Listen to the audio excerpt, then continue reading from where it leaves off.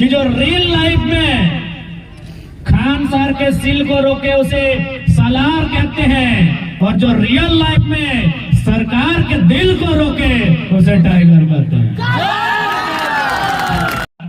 जो आपका बिजली के काम को देखती है, जो आपका थर्मल का जो काम होता है उसको देखती है, उन्होंने हमको बताया कि केटीपीएस कोडरमा में 1000 मेगावाट का बिजली उत्पादन हो रहा है, जिसमें 500 मेगावाट जाएगा दिल्ली को, 300 मेगावाट जाएगा बंगाल को, 200 मिलेगा झारखंड को। इसीलिए 1932 लागू नहीं होने दे रहा है। समझ रहे हैं बात को? हम और आपको क्या चाहिए? 5 किलो चावल चाहिए। हमको आपको क्या चाहिए? हिंदू मुसलमान इंडिया पाकिस्तान चाहिए। और दिल्ली को 500 मेगावाट जाएगा, 300 मेगावाट बंगाल को जाएगा, और झारखंड झुंझुना बजाएगा 200 मेगावाट लेके। जिसका जमीन, जिसका कोयला, जिसका पानी, उसको 200 मेगावाट का बिजली मिलेगा। तो आज ये नेता लोग का हालत क्या खराब है पता है? नहीं, नेता नहीं, पढ़ा लिखा है जी, धोती खोल के रख देता है। हमारी बात एक सेक्रेटरी लेवल के आदमी से हो रही थी। हम लोग छोटा बच्चा है, मानते हैं। हमारी बात एक सेक्रेटरी आप समझते हैं ना, IAS। तो बात कभी कभी हो जाती है टेलीग्राम में, लोग ऑनलाइन फोन करता है, कुछ जानकारी देता है, झारखंड की भावना है।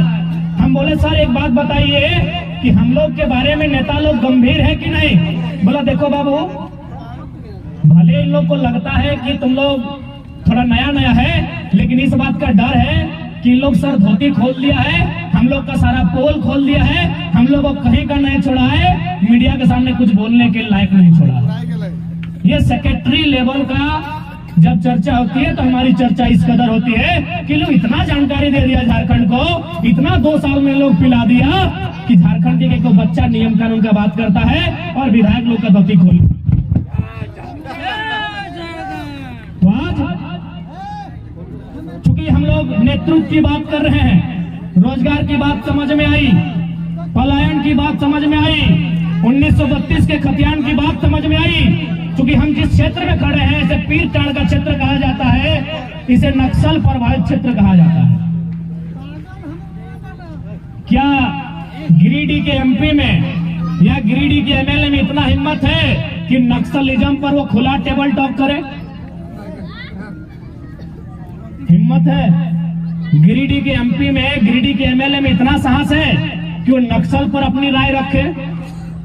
जिगरा चाहिए। क्योंकि पीरटांड़ नक्सल प्रभावित क्षेत्र है, आज हम पीरटांड़ में खड़े हैं, तो हम ये तो आपको वचन देते हैं कि यदि भविष्य में हम लोग सरकार में आए तो आज जो लोग नक्सल, जिनको नक्सल कहा जाता है और जिनके हाथों में जो बागी बन के हथियार उठाते हैं, हम लोग एक ऐसी व्यवस्था बनाएंगे, उन्हें हल थमाएंगे, उनसे खेती करवाएंगे। अब सवाल उठता है कि नक्सली, यहाँ देखिए जितने लोग पुलिस कर्मी हैं, ये मिडिल क्लास फैमिली के लोग हैं। अगर ये अडानी अंबानी परिवार के होते या किसी अरबपति परिवार के होते, हम लिख के बोल देंगे, इनका बाप बोलता है सब करिए पुलिस के फॉर्म नहीं भरिए, पूछ लीजिए जाके। सही बात।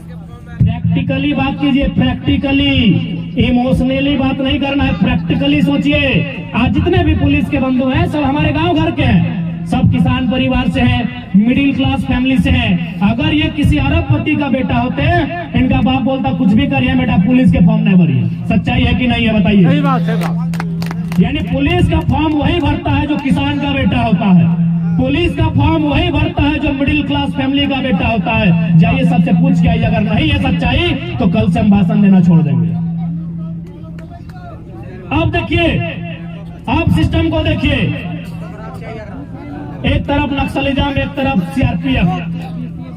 मान के चलिए कभी अगर इनके बीच मुठभेड़ हुआ है, बराबर होता है, या तो पुलिस वीरगति को प्राप्त हो या फिर किसी नक्सली की जान जाए।